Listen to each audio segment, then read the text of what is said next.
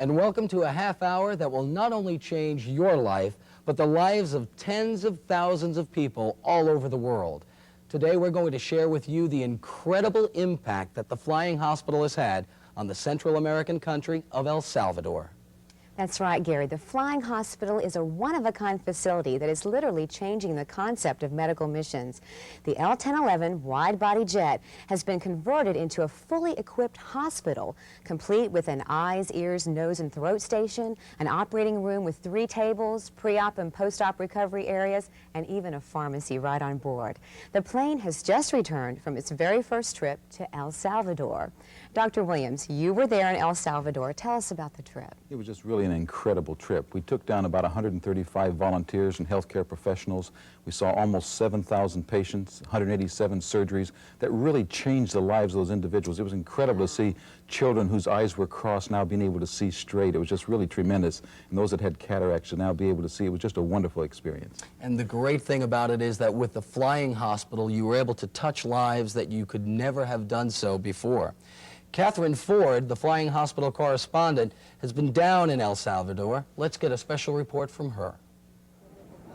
I'm here in Zacatecoluca, El Salvador, and in a few moments I'll introduce you to a young victim of gang violence in the city streets of San Salvador and the 2 Operation Blessing International volunteers who changed his life. Thanks, Catherine. That sounds like a wonderful story, and we'll be back in a few minutes to hear all the details. Dr. Williams, you have been on many medical missions trips all around the world. What kind of difference is the Flying Hospital going to make? Well, it's been such a gratifying difference that it's been able to make already. Before, when we went down there, when people needed surgery, we could say, we cannot do it at this time. We do general medical, dental work, but we did not offer surgery before. Now we can offer very sophisticated surgery, and we're able to help them, making a life-changing difference in their lives. The other beautiful thing is we're able to impact nations even at the highest level. We've met with presidents and ministries of health, the business leaders, as well as the healthcare community. And they're actually wanting to come on board with us and to learn. We can train them. Also, follow up afterwards, and they actually want to go with us into other nations and to work with us there. So it's a tremendous multiplying effect that we're able to have as we partner with them. What a great experience, not only to know that the Flying Hospital allows you now to do things that you couldn't do before, but with the educational format and partnering with those doctors, once you leave, your blessing stays behind. You know, we're talking about changed lives, about touched lives. Catherine Ford is in El Salvador with a very special story of one changed life. Catherine?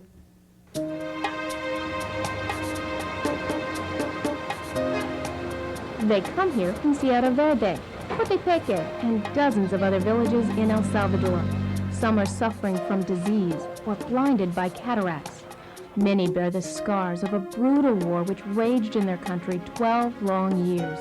In short, these are the faces of human suffering.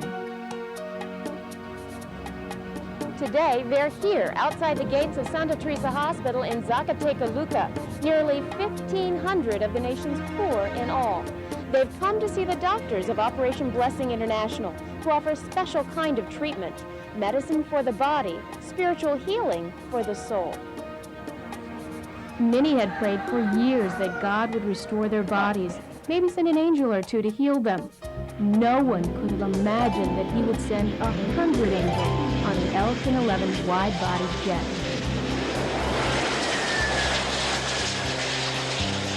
Operation Blessing International's new Flying Hospital is the only aircraft of its kind in the world. It's a freestanding, fully functional medical and surgical facility designed to fly anywhere in the world where people are suffering. On board, some of the world's most highly trained doctors, nurses, and technicians prepare to treat the needy. Not only are they not paid for their services here, most are giving up their hard-earned vacation time. Well, we just want to come and serve the people of El Salvador. Give them the love of Jesus and treat them with their dental problems. Dr. Ken Mundy is a Florida dentist, and his wife Judy assists him in the clinic. Together, they have volunteered on 25 medical missions around the world.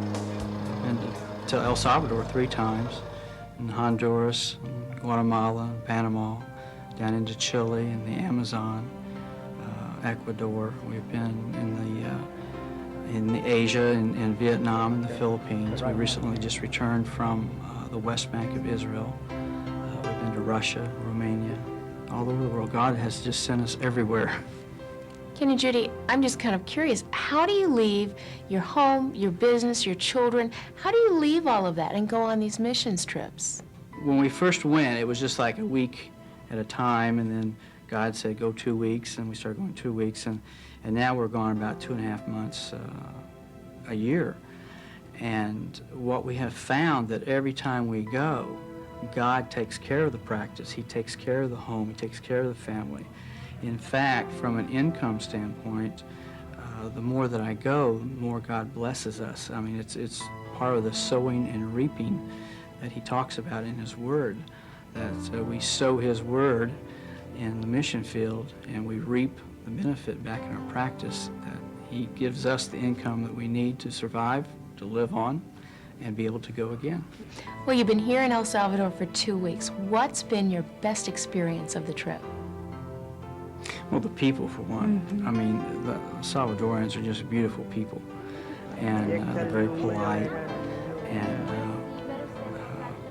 but they're so needy in the area that we're in. There's so much need there. My heart just goes out to them. When we arrive at the clinic every day, I mean, the lines are coming out of the hospital, out the gate, down the street, around the corner, and you know, your heart just goes out for them because they're just such desperate need here. And to know that we can help them, you know, it's been a real blessing to us that we are able to help them, both in the physical body and also spiritually. We're able to restore their smiles and their spirits at the same time, and that is such an incredible opportunity. And once you see the change, the sorrow, the fear, the anxiety that they have because of the poverty that just encompasses them, when you see that, you know, you're giving love and that love just changes them, it touches their heart, the core of their heart, because it's the love of Jesus Christ, and their eyes just go from darkness to light, and they start sparkling, and it's the most incredible thing that you can ever be a part of. Ken and Judy would become angels of mercy to a 14-year-old boy after a tragedy occurred on Valentine's Day, which changed his life forever. Boy, you know, it's just really inspiring to see that there are people out there who are willing to give of themselves and give of their time to be such a blessing to other people. It really is. It's an incredible experience. It's wonderful. And in fact, Dr. Williams, if it weren't for people like Ken and Judy, the activities on the Flying Hospital wouldn't even be possible, would they? Well, that's absolutely true. We have volunteers coming from all over the United States, and they pay their own way. They actually even have to cover the expenses of their office back at home. But you know what? They receive so much from this. I've actually had more than, some that have taken more than 20 trips with us. It's just been incredible because their own lives have been so impacted by this that I actually challenge them. Sometimes I say, I bet you can't just come on one trip with us because your lives will be changed. That is great. What type of volunteers come with you on each one of these trips? Are they all medical people?